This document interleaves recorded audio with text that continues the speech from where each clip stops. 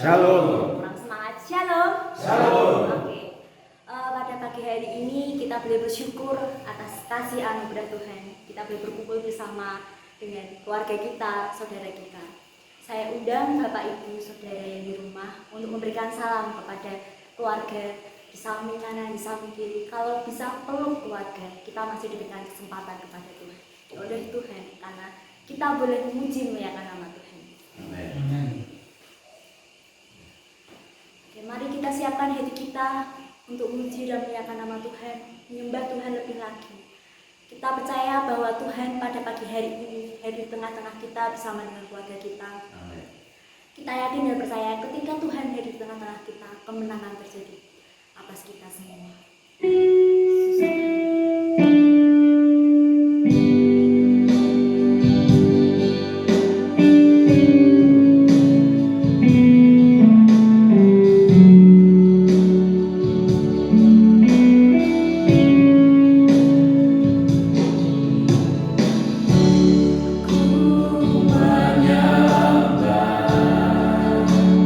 Dalam kudus hati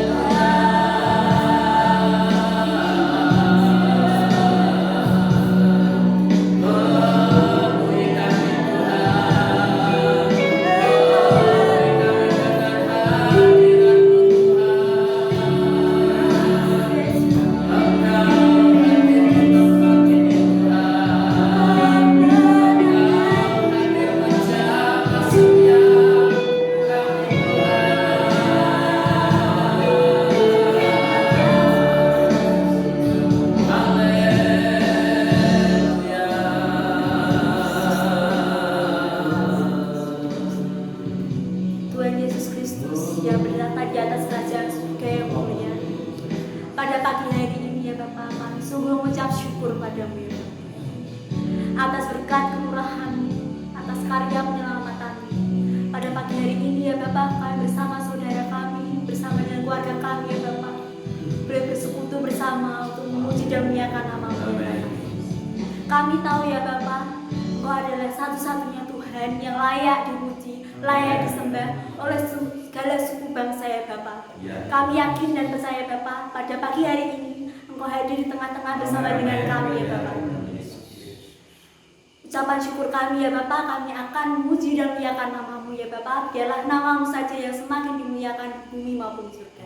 Terpujilah nama Tuhan dari dulu, sekarang, hingga selamanya. Haleluya, amin. Amin. Oke, sekali lagi shalom. Shalom. Yang siap memuji nama Tuhan, berikan kemuliaan yang terbaik untuk kita. Katakan satu pujian, sungguh alangkah baiknya.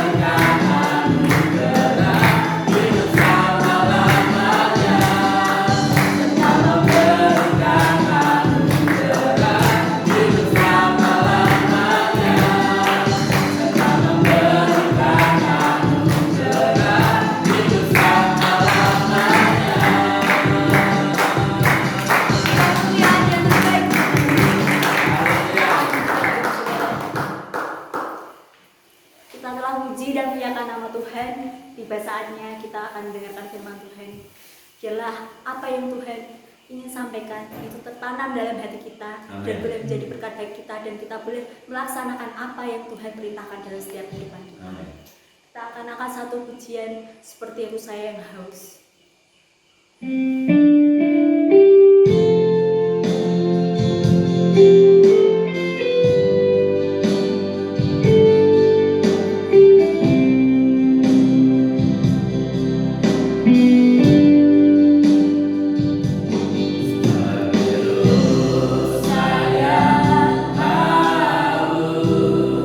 Rindu aliran sungaiku.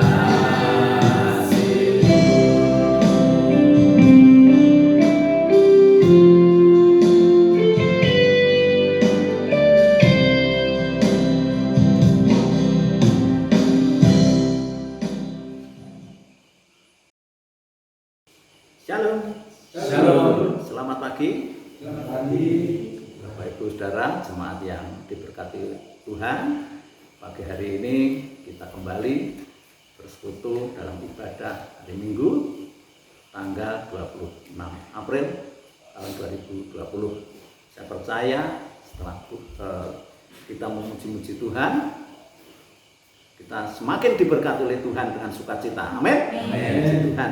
Baik, saya akan sampaikan firman Tuhan. Tapi sebelum itu mari sekali lagi kita berdoa. Bapa di surga, kami bersyukur Engkau hadir di tengah-tengah kami.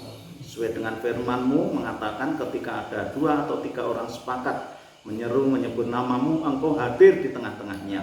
Sungguh pun mata jasmani kami tidak melihat Engkau, namun iman kami, roh dan jiwa kami mengatakan Engkau hadir dan Engkau siap memberkati kami. Terima kasih Bapa, setelah kami memuji-muji Engkau, sebentar kami boleh menikmati sebagian daripada firman-Mu, firman yang menguatkan kami, firman yang memberikan pengharapan kami, firman yang menghibur hati kami Tuhan. Terima kasih khususnya dalam kami menghadapi hari-hari ke depan. Kami percaya firman-Mu memberikan perlindungan, firman-Mu memberikan kekuatan dan pengharapan yang baru bagi kami. Oleh sebab itu, mari Tuhan, berfirmanlah Engkau dan kami siap mendengar serta melakukannya, sebab disitulah letak kebahagiaan kami. Inilah doa kami, inilah permohonan kami di dalam nama Tuhan kami Yesus Kristus. Haleluya, sepakat kita katakan amin. Puji Tuhan. Sekali lagi selamat pagi, Tuhan memberkati kita. Nah, puji Tuhan, saudara, saya percaya keluarga-keluarga kita kumpul bersama, baik dari kalangan, ya, dari Beran sana, Nungsari, atau dari Druju, ya, saya percaya Tuhan hadir di tengah-tengah kita. Puji Tuhan. Baik, saya akan berikan satu tema di dalam firman Tuhan hari ini, yaitu peranan Roh Kudus dalam menghadapi perubahan. Nah, peranan Roh Kudus dalam menghadapi perubahan. Coba bayangkan sekarang, hari-hari ini perubahan begitu cepat. Ya, ketika kita Desember masih dapat merayakan Natal dengan baik, ya, terus kemudian Januari, tiba-tiba kemudian Februari, Maret, April ini ada satu perubahan yang luar biasa, di mana perubahan itu ada sebagian orang takut, gentar, cemas, khawatir dan sebagainya. Apa itu? Terus merebaknya virus corona. Ya, tetapi kita sebagai orang-orang beriman, apapun yang terjadi dalam kehidupan kita, kita percaya Tuhan tidak pernah meninggalkan kita. Amin. Puji Tuhan. Baik, kita baca yang bawa Alkitab, baca Yohanes pasal 14, ya. Yohanes pasal 14 ayatnya 15 sampai 21. Yohanes pasal 14 ayat 15 sampai 21, demikian saya bacakan. Judulnya Yesus menjanjikan penghibur. Jikalau kamu mengasihi aku, kamu akan menuruti segala perintahku. Amin. Aku akan minta kepada Bapa dan Ia akan memberikan kepadamu seorang penolong yang lain, supaya Ia menyertai kamu selama-lamanya. Ayat 17, penolong yang lain itu siapa? Yaitu Roh kebenaran. Dunia tidak dapat menerima Dia, sebab dunia tidak melihat Dia dan tidak mengenal. Saya ulangi, dan tidak mengenal Dia. Tetapi kamu mengenal Dia, sebab Ia menyertai kamu dan akan diam di dalam kamu. Aku tidak akan meninggalkan kamu sebagai yatim piatu. Aku datang kembali kepadamu. Tinggal sesaat lagi dan dunia tidak akan melihat aku lagi, tetapi kamu akan melihat aku, sebab aku hidup dan kamu pun akan hidup. 20. Pada waktu itulah kamu akan tahu bahwa aku di dalam Bapa-Ku dan kamu di dalam aku dan aku di dalam kamu. Ayat 21. Barang siapa memegang perintahku dan melakukannya, dialah yang mengasihi aku. Dan barang siapa mengasihi aku, ia akan dikasihi oleh Bapa-Ku, dan aku pun akan mengasihi dia dan akan menyatakan diriku kepada kita. Ya. Puji Tuhan. Saudara, sebelum saya lebih jauh menyampaikan ini, ada satu cerita di mana ada seorang petani, dia memelihara seekor keledai. Nah, mungkin anak-anak ada yang belum tahu apa itu keledai. Kalau yang pernah ke Gembiraloko mungkin sudah pernah di sana ada keledai. Keledai itu satu binatang seperti kuda, tetapi tubuhnya pendek. Nah, si petani itu memelihara keledai ini untuk apa? Ketika dia berangkat ke kebun atau ke ladang, ke sawah, membawa pupuk untuk tanamannya, keledai inilah yang mengangkut pupuk sampai ke ladang atau ke sawahnya. Demikian juga pada waktu petani ini panen singkong atau panen padi atau panen buah-buahan yang lain, keledai inilah yang juga mengangkut hasil panen tadi.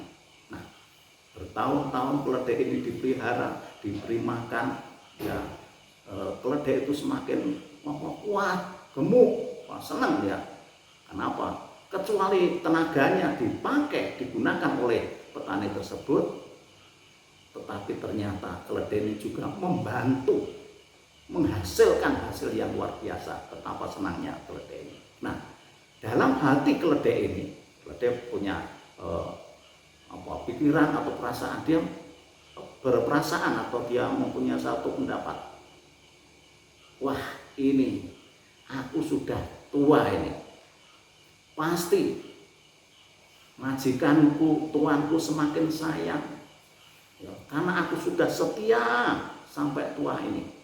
Sampai apa yang terjadi?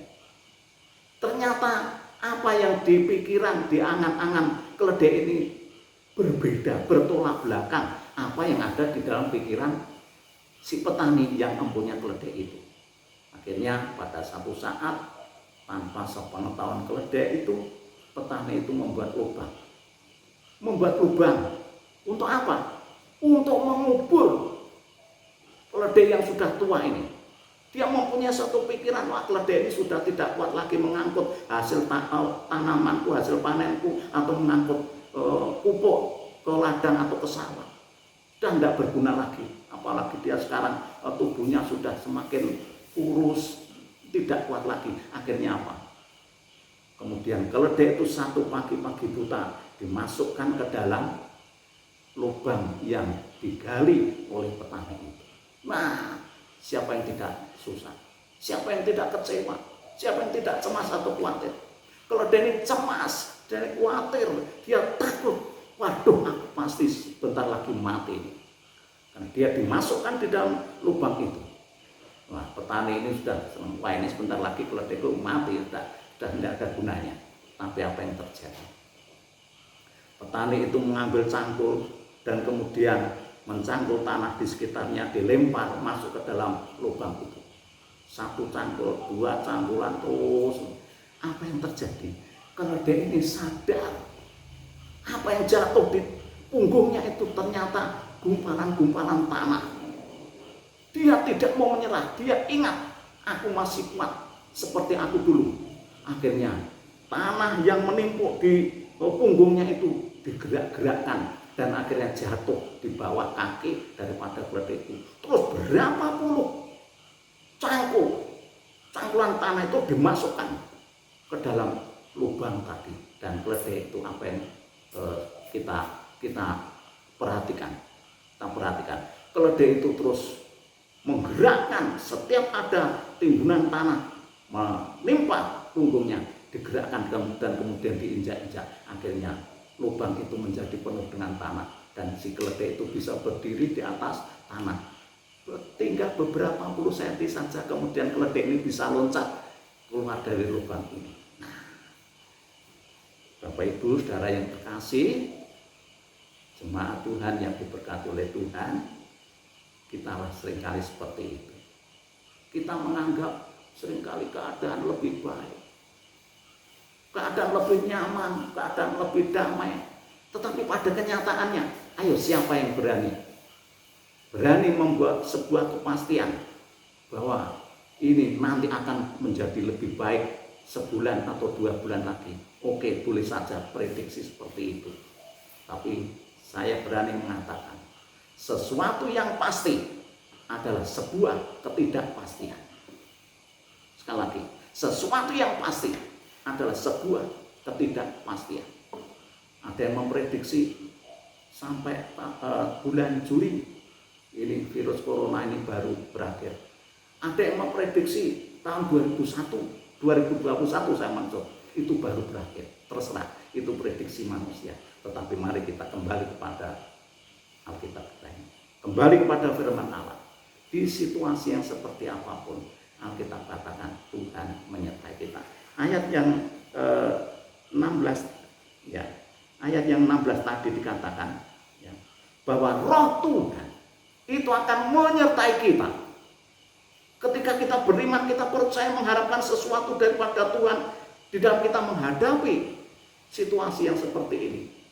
Sekarang coba, siapa yang tidak goncang? Berkali-kali saya katakan, dunia semakin goncang. Dunia tidak ada kepastian. Bahkan para pejabat-pejabat di Amerika, di Italia, ketika mereka di Italia ada Senat atau DPR, mereka kumpul dan mereka menaikkan doa Bapa kami. Semuanya menangis. Saya melihat di video, semuanya menangis, hukuk dalam bahasa Jawa, menangis terseduh-seduh, minta ampun kepada Tuhan. Pejabat-pejabat di Amerika, dan orang-orang di Italia, di tiap-tiap lorong, di lapangan-lapangan terbuka, mereka beruntung minta ampun kepada Tuhan. Di Spanyol juga banyak orang yang kemudian mereka menyadari, aku sudah banyak melupakan Tuhan. Mereka mengandalkan harta benda, mereka mengandalkan jabatan, mereka mengandalkan apa? Ketenaran namanya. Dan akhirnya ketika mereka menghadapi virus corona, mereka seolah-olah tidak berdaya sama sekali. Dan kemudian mereka menyerahkan dirinya kepada Tuhan. Nah, kita sebagai orang-orang Kristen, yang pertama saya catat, tetap memandang Tuhan. Tetap memandang Tuhan Yesus sebagai penolong, pemimpin kita. Jadi menghadapi situasi seperti apapun, Roh Kudus Tuhan kita Yesus Kristus Bapa ini sebagai andalan kita. Sebagai andalan kita. Ayat di dalam Ibrani pasal 12. Mari. Ayat Ibrani pasal 12. Ini nasihat Paulus kepada jemaat di Ibrani dan juga kepada kita bagaimana ketika kita menghadapi situasi seperti ini. Ibrani pasal 12 ayat yang kedua. Saya bacakan. Marilah kita melakukannya dengan mata yang tertuju kepada Yesus, yang memimpin kita kepada iman dan yang membawa iman kita itu kepada kesempurnaan, yang dengan mengabaikan hinaan tekun memikul salib, ganti sukacita yang disediakan bagi Dia yang sekarang duduk di sebelah kanan tahta Allah. Ayat yang bagian tadi katakan, marilah kita melakukannya. Melakukan apa? Menjalani kehidupan ini. Dengan cara bagaimana?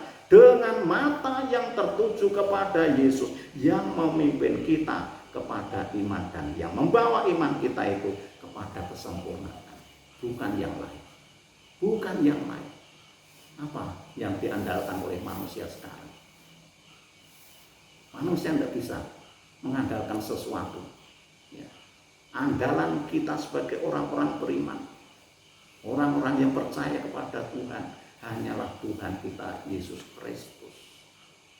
Makanya Paulus berani mengatakan, apa yang dapat memisahkan kasihku dengan Kristus? Pedangkah? Ketelanjangankah? Artinya dengan pakaian yang minim, ada aniaya, ada intimidasi, Paulus katakan, apa yang dapat memisahkan kasihku dengan Kristus? Penjara kah? Kekurangan kah? Apakah dia sampai mengatakan pedang kah? Artinya ada ultimatum, dia mau dibunuh. Paulus katakan, semuanya tidak dapat memisahkan kasihku dengan Kristus. Kalau kita memiliki hati seperti itu, kita memiliki satu pribadi seperti Paulus, apa yang dapat memisahkan kasih kita dengan Tuhan? Tidak bisa. Makanya Paulus dalam Filipi 4 ayat 13 dikatakan apa? Segala perkara dapat kutanggung di dalam Dia yang memberikan kekuatan kepadaku. Mari kita jemaat yang diberkati oleh Tuhan menghadapi situasi seperti ini. Ya, mungkin income kita ada yang merosot, ada yang beberapa minggu sudah tidak bekerja lagi, bahkan ribuan sekarang, waduh, banyak yang dirumahkan, di PHK, terus terjadi pencurian di mana-mana. Bukankah itu juga kita mendengar, bahkan kita melihat juga mungkin di tayangan-tayangan televisi, dan kita tidak bisa menghindar dari situasi seperti itu. Kita harus berani menghadapi, dan kita berani menghadapi bersama-sama dengan Kristus. Amin. Puji Tuhan, puji Tuhan. Yang berikutnya di sini dikatakan, ketika kita menghadapi seperti itu, mari kita melihat dengan mata yang tertuju kepada Kristus. Dan kemudian di dalam Yesaya pasal 43, saya akan bacakan Yesaya 43, ini ada korelasinya atau hubungannya. Yesaya 43 ayat 18 sampai 19. Bagaimana sikap kita dalam menghadapi ini? Yesaya 43 ayat 18-19, demikian firman-Nya, janganlah ingat-ingat hal-hal yang dahulu, dan janganlah perhatikan hal-hal yang dari zaman purbakala. Ayat 19, lihat, aku hendak membuat sesuatu yang baru, yang sekarang sudah tumbuh, belumlah kamu mengetahuinya. Ya, aku hendak membuat jalan di padang gurun dan sungai-sungai di padang belantara. Ternyata Tuhan ingin mengadakan sebuah perubahan. Ya, bagaimana kita nanti menghadapi perubahan itu? Situasi yang tidak baik menurut kacamata manusia. Ya. Para politikus juga menghadapi, semua budayawan menghadapi, semua negarawan menghadapi. Dan dikatakan Tuhan akan membuat sesuatu yang baru, Tuhan akan membuat sesuatu yang indah. Roma 8 ayat 28 dikatakan bahwa kita tahu sekarang bahwa Allah ikut bekerja sama di dalam segala sesuatu untuk mendatangkan kebaikan bagi setiap orang yang mengasihi Dia. Artinya apa? Kita mengerti bahwa segala sesuatu yang terjadi di dalam dunia ini, saya percaya Tuhan ikut campur tangan di dalamnya. Dan tujuannya apa? Finishnya nanti kita melihat pasti sesuatu yang luar biasa yang Allah kerjakan. Dan Tuhan pasti akan menunjukkan kepada kita. Mungkin orang-orang dunia tidak bisa melihat karena mereka terlanjur meninggal dunia. Ya, ada yang putus asa, ada yang bunuh diri dan sebagainya. Tetapi saya percaya, ya, tepat pada waktunya Tuhan yang tidak pernah terlambat berjanji itu akan membuat sesuatu yang lebih indah pada waktunya. Dan ayat dengan jelas mengatakan, ya, aku hendak membuat jalan di padang gurun. Loh, padang gurun itu kan situasi yang tidak baik, panas, gersang, tidak ada tanaman, tidak ada tempat untuk berteduh. Tetapi dikatakan di situ, dikatakan apa? Aku hendak membuat jalan di padang gurun dan sungai-sungai di padang belantara. Sesuatu yang indah pasti. Coba kita tetap beriman kepada Tuhan. Makanya jemaat semuanya harus tetap setia kepada Tuhan, supaya nanti ketika Tuhan berbuat sesuatu yang luar biasa, kita dapat menikmatinya. Yang berikutnya, ya. Yang kedua, terima perubahan sebagai cara Tuhan memurnikan iman kita. Terima perubahan sebagai cara Tuhan memurnikan kita. Adanya COVID-19 yang terus merajalela. Berita tadi di Indonesia yang sudah positif 7.000 lebih, yang meninggal dunia mendekati angka 700. Ya, bahkan kalau di negeri-negeri lain, Amerika pegang rekor 23.000. Terus kemudian Italia 22.000, Spanyol 20.000. Indonesia, saya percaya ini, walaupun ada tambahan-tambahan, ya tapi tidak seperti di luar negeri. Kenapa? Saya percaya Indonesia masih banyak orang berdoa. Indonesia masih banyak orang-orang berdoa. Orang-orang Kristen, umat-umat Tuhan berdoa untuk segera COVID-19 ini berhenti. Saya percaya itu. Tapi kenapa? Kita harus menerima itu. Terima perubahan sebagai cara Tuhan memurnikan iman kita. Kenapa? Sadrak, Mesak, dan Abednego, bukankah mereka itu orang-orang yang beriman kepada Tuhan? Tapi kenapa waktu itu dia diizinkan dimasukkan di dalam perapian? Di sana ada penderitaan, di sana ada air mata, di sana ada kesusahan. Tetapi apa yang terjadi? 3 orang itu ternyata tetap percaya kepada Tuhan di tengah-tengah penderitaan. Seharusnya mereka mati, tapi Alkitab mencatat rambutnya saja tidak terbakar, bahkan bau sangit pun tidak ada di dalam tubuhnya. Dan ketika itu Raja Nebukadnezar melihat ada 4 orang yang ada di dalam dapur api. Siapa itu? Malaikat Tuhan diutus untuk menjaga, melindungi ketiga pahlawan Tuhan ini. Jadi penderitaan itu diizinkan oleh Tuhan, dan kita harus berani menghadapi satu situasi yang mungkin menyakitkan, yang mungkin bisa membuat kita susah. Tetapi ketika kita tetap berharap pertolongan Tuhan, justru di dalam penderitaan itu terjadi mukjizat yang luar biasa. Filipi 1 ayat 29 dikatakan apa? Kita ngerti sekarang bahwa kita ini dipanggil bukan hanya untuk diselamatkan, tetapi untuk menderita bersama-sama dengan Dia. Jadi kalau ada kesusahan sedikit, jangan sampai kendor, ya. Kalau ada masalah, jangan sampai mundur. Ayo kita tetap setia kepada Tuhan. Sekali lagi contoh, kenapa Daniel? Daniel orang yang percaya kepada Tuhan. Apakah hidupnya terus nyaman-nyaman? Tidak. Buktinya, kemudian dia dicemplungkan ke gua singa. Loh, kenapa Tuhan kok tidak letakkan dia di satu tempat yang nyaman, dia menjadi perdana menteri atau pegawai kerajaan? Tidak. Justru ketika itu ada orang iri, dan kemudian Daniel ini harus dicemplungkan ke gua singa. Apa yang terjadi? Daniel tidak mengeluh. Saya percaya Daniel di sana, dia tetap percaya kepada Tuhan. Biar aku dimplok macan, misalnya aku sampai dimakan oleh macan ini habis, tetapi aku tetap percaya. Apa yang terjadi? Justru di tengah-tengah penderitaan itu Allah menyatakan kuasanya. Singa-singa yang lapar ternyata malah bersahabat dengan Daniel. Akhirnya Raja Darius waktu itu kemudian memanggil Daniel keluar. Loh, ini sudah. Kenapa Paulus dan Silas harus masuk di dalam penjara? Padahal dia sudah berjasa mendirikan beberapa jemaat. Kenapa dia harus ada di penjara? Justru penderitaan Paulus dan Silas di dalam penjara, Tuhan mau menyatakan kemuliaan. Pintu penjara terbuka, belenggu-belenggu mereka terbuka, dan nama Tuhan dipermuliakan. Banyak orang yang bertobat.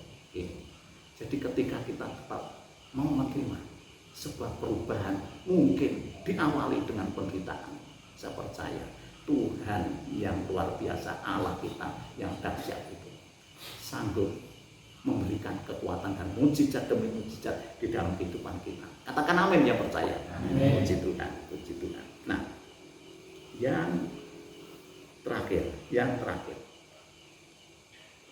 di dalam kita menghadapi perubahan ini, peranan Roh Kudus ada dalam kehidupan kita. Roh Kudus menyadarkan kita betapa hebatnya kekuatan Tuhan. Roh Kudus menyadarkan kita betapa hebatnya kekuatan Tuhan. Dan ketika kita mengerti, sadar Tuhan itu luar biasa, kita mengerti diri kita ini semakin kecil. Ya. Di dalam kitab Wahyu pasal yang ketiga, saya ingin bacakan kitab Wahyu pasal yang ketiga.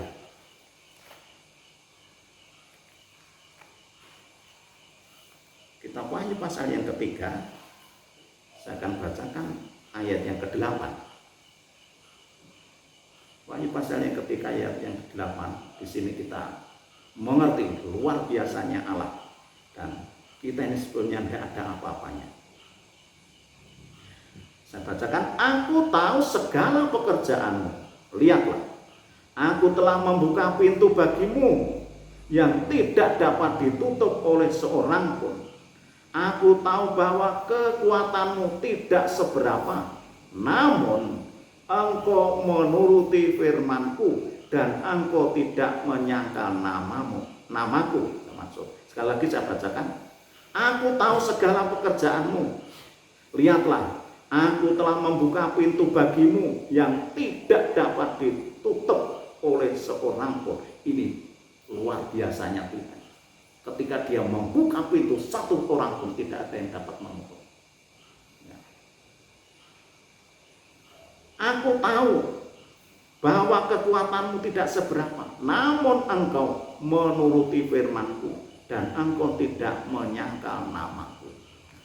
Tuhan tahu bahwa kekuatan kita yang tidak seberapa. Ya, seringkali kita menghadapi masalah dan kemudian kepala kita jadi pusing, badan kita menjadi lemes. Tuhan tahu itu. Ya, makanya Paulus sendiri dikatakan dalam 2 Korintus 4 ayat 16 apa? Aku tidak tawar hati, saudara-saudara. Sungguh pun manusia jasmani aku semakin hari semakin merosot, tetapi manusia rohani aku diperbarui dari sehari ke sehari. Paulus tahu itu kelemahan fisiknya. Kita pun sadar, ngerti kekuatan kita tidak seberapa. Allah itu nilai kita. Tuhan menilai kita bahwa kekuatan kita yang tidak seberapa. Tapi dikatakan, tetapi engkau tidak menyangkal namaku. Engkau tetap menuruti perintah-perintahku. Dan Tuhan menunjukkan luar biasanya, yaitu ketika dia membuka pintu, tidak ada seorang pun yang dapat menutup. Coba, pintu-pintu berkat yang mungkin sementara ada yang tertutup. Berkali saya katakan, ketika Tuhan menutup satu pintu berkat, Tuhan akan membuka pintu berkat yang lain. Ini pasti. Seperti katakan, aku datang, Yohanes 10, aku datang, bahwa aku akan memberikan kehidupan yang penuh dengan kelimpahan. Mari Bapak Ibu, saudara jemaat yang Tuhan berkati, renungan firman Tuhan ini ialah menjadi berkat bagi kita. Di dalam kita menghadapi perubahan dunia yang semakin tidak pasti, kemana kita akan pergi, kemana kita akan mengadu, kepada siapa kita akan mengeluh. Andalan kita, tempat kita mengeluh, tempat kita berdoa, tempat kita mengadu, hanya Tuhan Yesus Kristus. Dia memberikan Roh Kudus-Nya kepada kita. Makanya Tuhan katakan, marilah datang kepadaku, kamu sekalian yang bertanggungan berat, aku akan memberikan kelegaan kepadamu. Amin. Puji Tuhan. Mari kita nyanyikan satu pujian. Kita sadar kita perlu pertolongan Tuhan.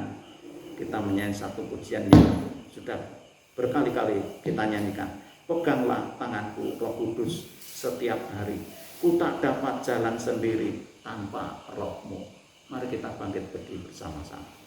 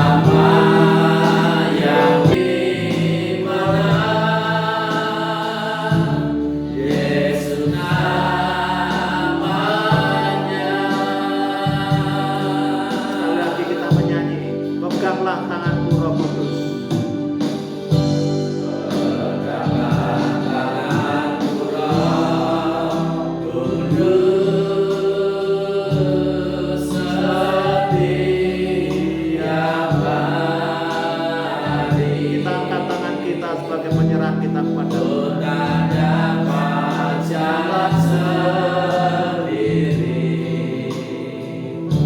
tanpa Roh-Mu.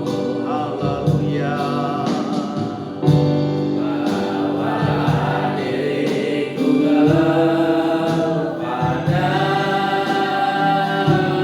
segala kebenaran,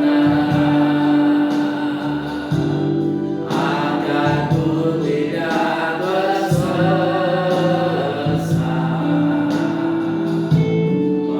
mengikuti jalan Kudus, kudus. Kudus, kudus Tuhan, kudus nama-Mu.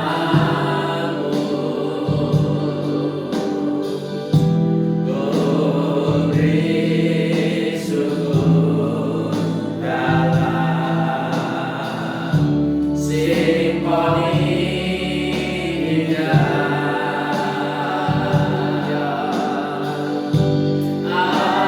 Ajaib, ajaib Tuhan,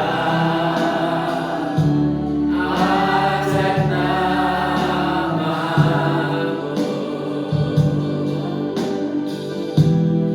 Nama yang dimenang, Yesus namanya. Nama yang beri menang. Nama yang dimenang, Yesus namanya.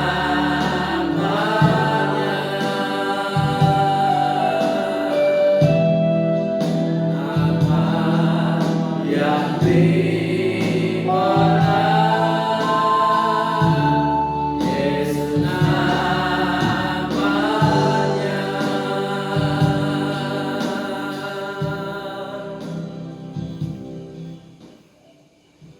Bapa di surga, kami bersyukur untuk kesempatan ibadah pagi hari ini.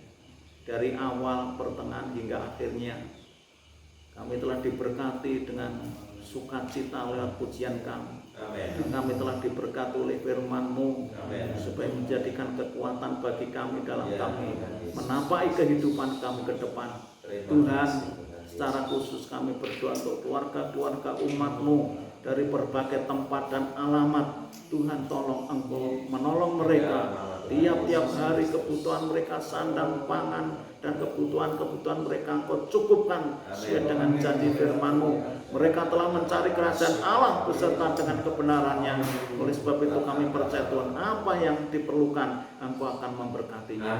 Terima kasih Bapa Surgawi. Kami berdoa juga untuk anak-anak yang belajar di rumah. Untuk beberapa saat dia tidak sekolah, tetapi mereka belajar di rumah. Juga Engkau tolong Engkau menjaga kesehatan mereka masing-masing ya Allah. Untuk jemaat-Mu yang bekerja, baik bekerja di rumah ataupun di luar rumah, apapun yang diusahakan diberkati oleh Tuhan, sehingga mereka dapat mencukupi kebutuhan tiap-tiap hari. Terima kasih Bapa, kami bersyukur Bapa Surgawi, secara khusus sekarang hamba-Mu dan umat-Mu yang ada di rumah berdoa bersama-sama untuk bangsa dan negara kami.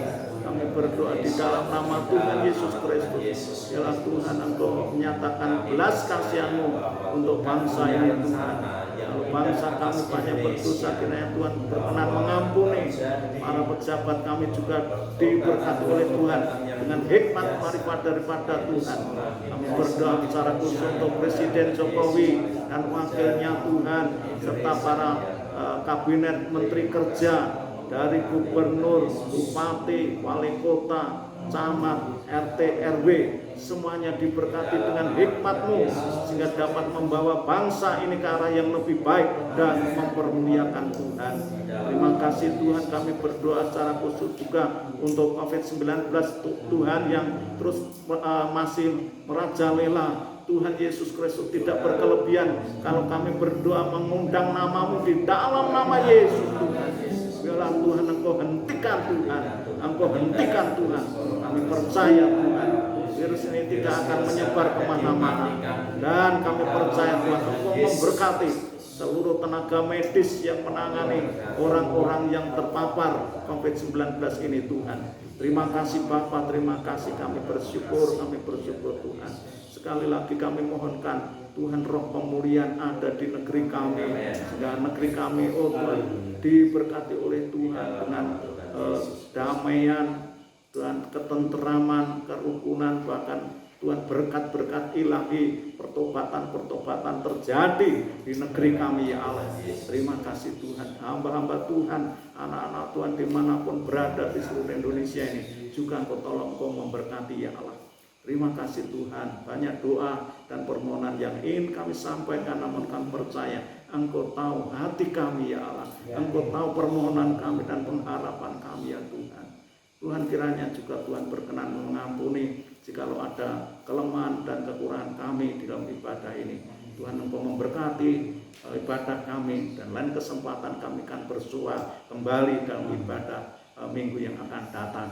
Terima kasih Bapa, terima kasih. Kalau demikian, jemaat undurlah dari peribadahan ini dan kembali kepada aktivitasmu masing-masing, dan bawalah berkat damai sejahtera bersumber dari Allah Bapa dan pengasihan di dalam nama Tuhan kita Yesus Kristus terus ada dalam kehidupan kita, melimpah dalam hidup kita, sehingga kita dapat mengasihi satu dengan yang lain, serta persekutuan di dalam kuasa Roh Kudus menyertai kita, bimbingan yang semakin sempurna, menghibur kita ketika kita susah dan menguatkan kita ketika kita lemah. Di dalam nama Tuhan Yesus Kristus kami telah berdoa bersama-sama. Yang diberkati Tuhan katakan amin.